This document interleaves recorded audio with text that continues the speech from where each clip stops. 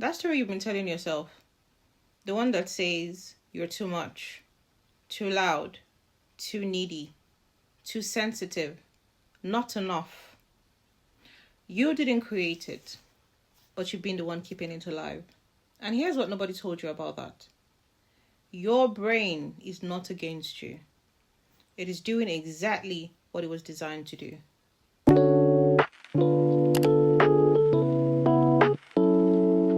Neurologists call it neural pathway reinforcement.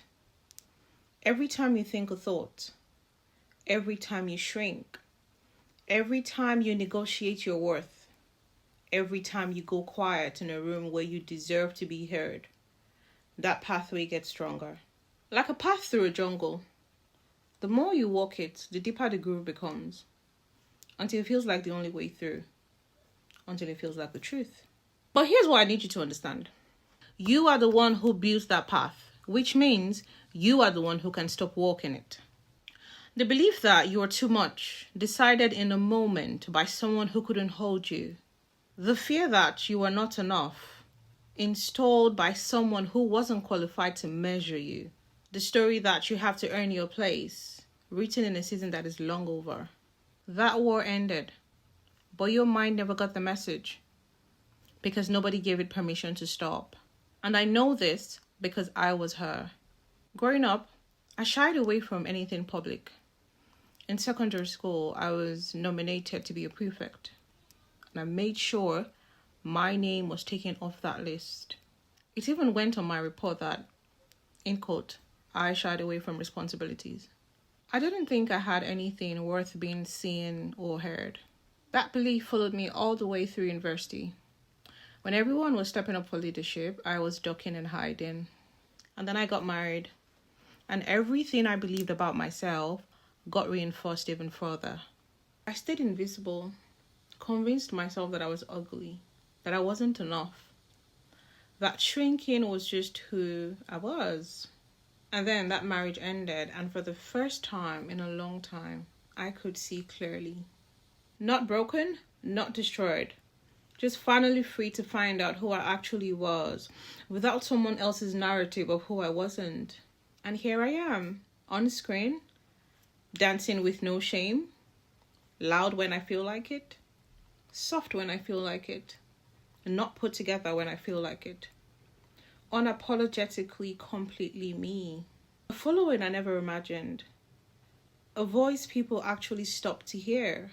A life I built in under a year by simply giving myself permission. So when I tell you, you hold both the key and the door, I'm not speaking from theory. I'm speaking from the other side of the door I finally walked through. And that is what I want to give you today. Permission. Not from me. You don't need it from me. You never needed it from anyone. But sometimes we need someone to say it out loud before we believe we're allowed. So here it is. You hold both the key and the door. You always have. I want you to do something for me. Think of one thing you have always shrunk from. One thing you retreated from out of shame, out of fear of being too much, out of that old installed belief that you weren't ready, weren't worthy, weren't allowed. Now, I want you to look at yourself again with permission. Just for today, just for this 1 minute, give yourself permission to do that one thing, to say that thing, to be that thing. And then tell me, what did you see differently? What shifted when you stopped waiting for someone else to open the door? Because here's the truth. You were not behind. You were not broken. You are not the sum of every label someone gave you when they didn't know how to hold someone like you. You were powerful beyond what your conditioned mind has been willing to show you. And the only permission you were ever waiting for was your own. My name is Imole, and I hold space for the woman who's learning how to heal, feel deeply, and still choose herself. If this speaks to you, please do follow along.